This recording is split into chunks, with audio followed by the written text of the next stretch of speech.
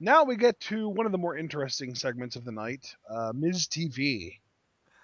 Yeah, MizTV goes right back to his heel bravado. Says the most must see television show. MizTV. And I love that the first thing he did after introducing a show was take a pot shot at Stephen Amell. Yeah, Come with exactly. me, I'll rebrand you and maybe teach you how to act. Wow. What a douche muffin. I feel like Jay Lethal there. Wow! That's my line! But pretty soon he does invite Daniel Bryan out to a raucous pop. Yeah. Crowd super hot for him. I love how Miz though. He kind of He's played like, with the crowd here.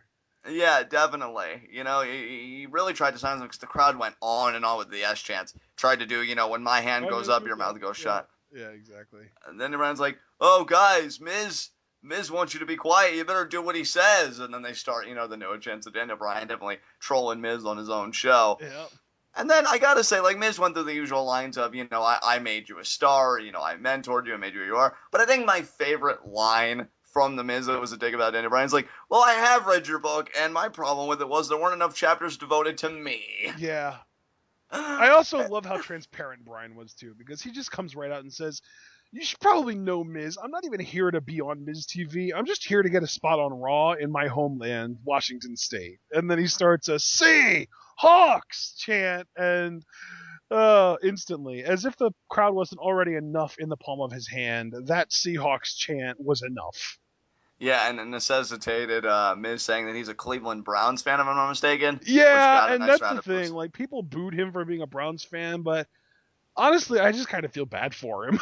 Like, they've been so bad for so long. Props to the Miz for standing by that team.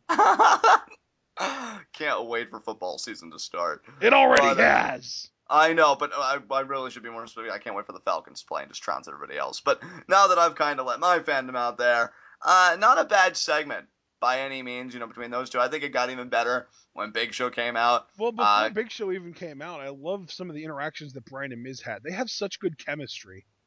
They do. Because, They like, really Brian do. told the Miz, you could take credit for your crappy straight to DVD movie, and he's super cheeky about it, like, which I'm sure will be very successful. And the Miz is just like, it will be successful, and he's freaking out. And then Brian's just like, yeah, you can take credit for that, and you can take credit for your amazing wardrobe, but you can't take credit for my success, because the only reason that I have my success is because of hard work and each and every one of these people here, and I'm a face, and please love me.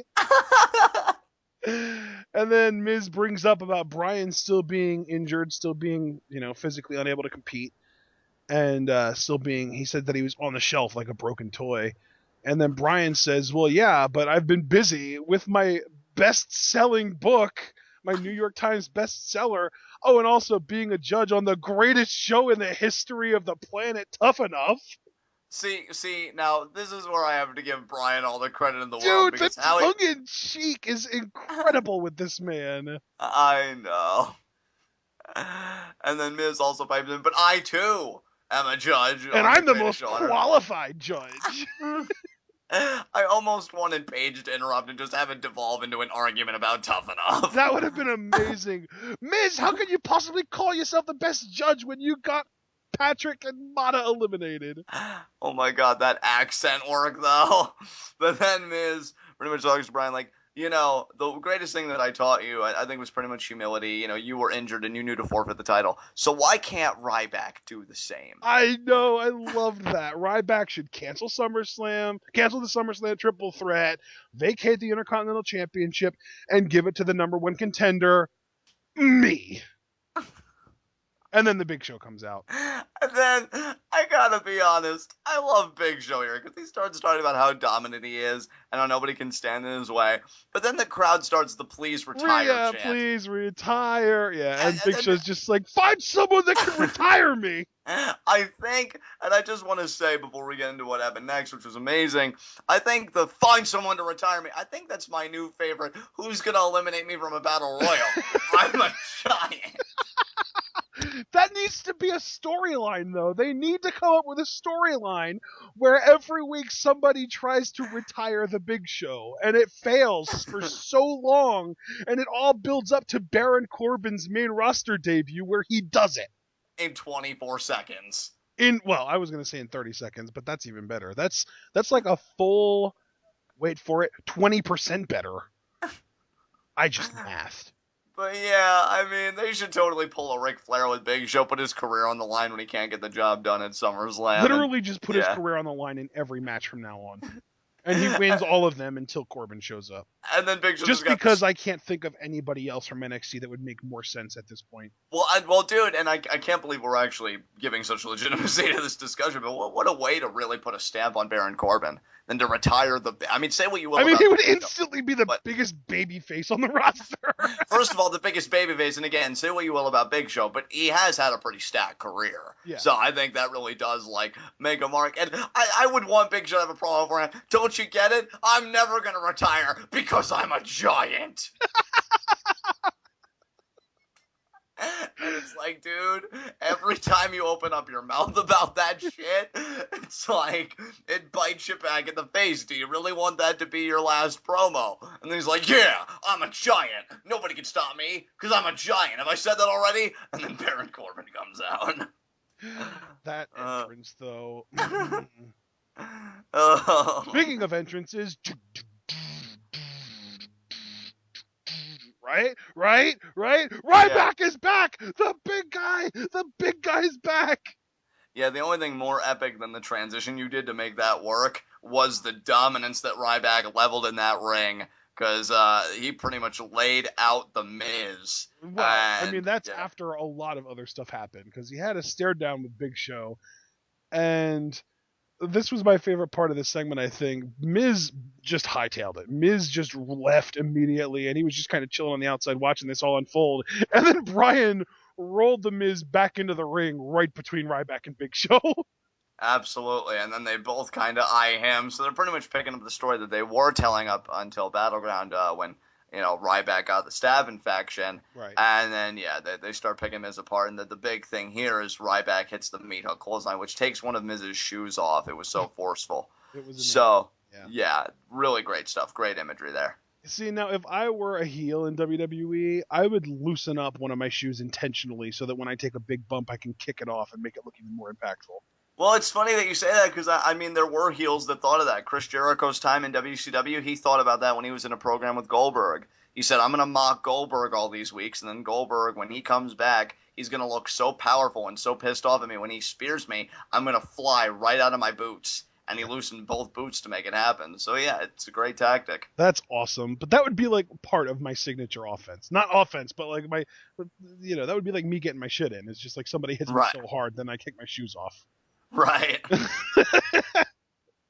It's like, oh, I'm dead. Because the only thing more comfortable than wrestling is wrestling without boots on. Just ask Speedball Mike Bailey. There you go. And Rusev, who I think realized the hazards of doing that just recently. Well, way to send a mixed message there, bro. Well, that was like a don't try this at home thing. Oh, man. And then next, we had a Charlotte video package.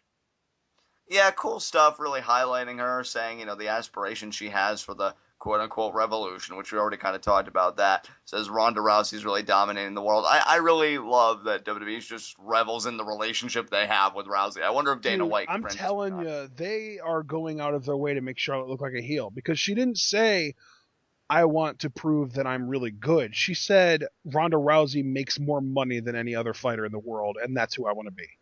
Right. They're making her look like a heel, man. Well, just like her father, Ric Flair, I guess just keeping up that family legacy, I suppose. It's funny because, I feel like they acknowledge that she's a babyface. They have her on this team PCB with Paige and Becky. And Becky, I would say, of the 9 women involved, Becky is the purest of the pure babyfaces right now. Right. And Charlotte's on this team with these 2 other babyfaces. And the WWE's just like, okay, guys, we need a video package for Charlotte. We need to get her over as a babyface. And they're just like, okay, sure thing. And then they actually get to work and they're like, all right, now how do we make this thing better? she's a Flair. We need to make her seem more like her dad without realizing, oh crap, her dad was a heel his entire career. Exactly.